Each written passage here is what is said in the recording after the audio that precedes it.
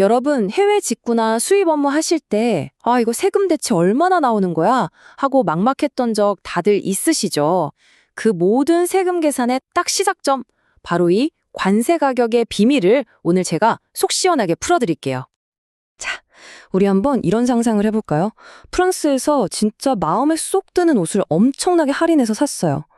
와, 이건 진짜 득템이다 싶었는데, 막상 한국에 도착하니까 세금은 얼마를 내야 할까요? 내가 싸게 샀으니까 세금도 당연히 적게 나오는 게 맞을까요? 글쎄요. 바로 그 질문의 답이 오늘 우리가 파헤쳐볼 과세 가격이라는 개념에 숨어 있습니다. 이게 뭐냐면요. 세금 계산을 위한 공식 가격표다 이렇게 생각하시면 아주 쉬워요. 그러니까 바로 이 금액을 기준으로 여러분이 낼 세금이 딱 정해지는 겁니다. 좋습니다. 그럼 세관은 이 과세 가격을 도대체 어떻게 결정할까요? 자, 모든 것의 시작이 되는 아주 중요한 황금률이 하나 있습니다. 우리나라 관세법 제30조가 딱 정해놓은 대원칙인데요. 이게 생각보다 아주 간단해요. 뭐냐면 모든 것의 시작은 바로 실제 거래 가격이라는 겁니다. 그러니까 말 그대로 여러분이 그 물건을 사려고 실제로 지갑에서 꺼내 지불한 바로 그 돈, 그 금액이 기준이라는 거죠. 이게 여러분 정말 중요해요. 아까 우리가 얘기했던 그 프랑스 할인 의류처럼요. 정상적인 판매를 통해서 정당하게 싸게 산 거라면 단순히 가격이 싸다는 그 이유만으로는 세관이 이 가격 못 믿겠는데요? 하면서 여러분이 신고한 가격을 함부로 거부할 수 없다. 바로 이 뜻입니다. 그런데 말이죠. 만약에 내가 실제로 지불한 가격을 딱 증명하기가 좀 애매하거나 세관에서 딱 보더니 이 가격은 좀 이상한데요? 하고 합리적인 의심을 품게 되면 어떻게 될까요? 그런 가격을 뭘로 정해야 하죠? 자, 우리 법은 바로 이럴 때를 대비해서 아주 엄격한 순서로 플랜 B를 쫙 마련해뒀습니다. 여기 보시는 것처럼 1단계부터 5단계까지 순서가 정해져 있는데요. 먼저 1단계. 나랑 똑같은 물건 가격을 찾아보고 그게 없네? 그럼 2단계, 비슷한 물건 가격으로 넘어가는 식이에요. 여기서 핵심은 뭐냐? 이 순서를 절대로 마음대로 건너뛸 수 없다는 겁니다. 공정해야 하니까요. 자, 이제 실제 거래 가격이 핵심이라는 건 확실히 아셨죠? 좋습니다. 그런데 여기서 한 가지 더 짚고 넘어가야 할 게 있어요. 바로 그 거래가 진짜 수출을 위한 판매였는지를 먼저 증명해야 한다는 겁니다.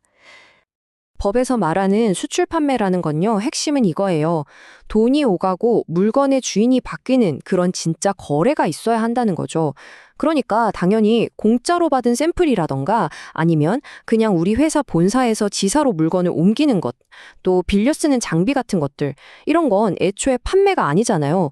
그래서 이런 경우에는 거래 가격 원칙을 적용할 수가 없는 겁니다. 자, 이제 정말 중요한 실제 계산으로 들어가 보겠습니다. 기본 물건 가격에다가 어떤 비용은 더하고 또 어떤 비용은 빼야 하는지 이 과세 가격의 덧셈과 뺄셈, 그 규칙을 한번 알아볼게요. 여기서 아주 간단한 원칙 하나만 딱 기억하시면 돼요. 뭐냐면 우리나라 항구에 도착하기 전까지 들어간 비용은 모조리 더하고 항구에 도착한 후에 발생한 비용은 빼준다. 이게 핵심입니다. 예를 들면 해외에서 한국까지 오는 배송비, 즉 운임은 당연히 더해야겠죠. 하지만 인천항에 도착한 다음에 우리 집까지 오는 국내 택배비는 빼주는 겁니다. 어때요? 간단하죠? 자, 그럼 제가 여기서 퀴즈 하나 내볼까요? 정말 많은 분들이 헷갈려 하시고 또 빠지기 쉬운 함정 같은 건데요. 바로 이 수수료 문제입니다. 정답은 더하지 않는다입니다. 왜냐하면요, 법에서 아주 명확하게 정해놨어요. 구매자인 내가 나의 일을 봐주는 대리인에게 지급한 이런 구매 수수료는 과세 가격에 더하는 비용이 아니다라고요.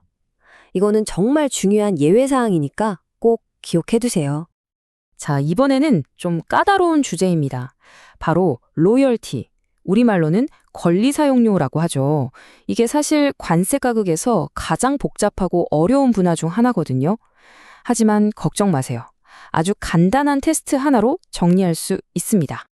이 로열티를 과세 가격에 더해야 하냐 마냐는 딱 이 두 가지 조건을 모두 통과하는지 보면 됩니다. 체크리스트라고 생각하세요. 첫째, 이 로열티가 내가 수입하는 물건과 관련이 있는가? 둘째, 이 로열티를 내는 게 그 물건을 사기 위한 거래 조건이었는가? 이 두 가지, 관련성과 거래 조건성, 둘 다 yes여야만 더하는 겁니다. 하나라도 아니면 더하지 않아요. 예를 들어 볼게요. 내가 수입하는 옷에 이미 명품 브랜드 로고가 딱 박혀 있어요. 그 로고 사용료는 당연히 관련이 있겠죠? 하지만 내가 수입한 건 그냥 평범한 원단이고 그 원단으로 한국에서 옷을 만든 다음에 내 브랜드를 붙여요. 이때 내는 브랜드 사용료는 수입한 원단과는 직접적인 관련이 없다고 보는 겁니다. 어때요? 차이가 확 느껴지시죠? 좋습니다. 그럼 지금까지 배운 이론들 머리 아프셨죠? 이제 이걸 가지고 아주 간단한 실전 계산을 한번 해보겠습니다. 직접 해보면 훨씬 쉬워요. 자, 이런 경우를 생각해 볼게요. 여러분이 $10,000짜리 물건을 수입하는데 계약 조건이 FOB예요. FOB 이런 용어 나오면 머리 아프죠? 근데 별거 아닙니다. 그냥 판매자가 수출하는 나라 항구에서 배 딱 실어줄 때까지의 모든 비용이 저 $10,000에 포함되어 있다. 그냥 딱 그 뜻이에요. 자, 그런데 그 배가 우리나라 항구까지 오려면 운임이랑 보험료가 들겠죠? 그 비용으로 $1,000를 내가 추가로 냈다고 해봅시다. 자, 여기서 아까 배운 원칙 기억나시죠?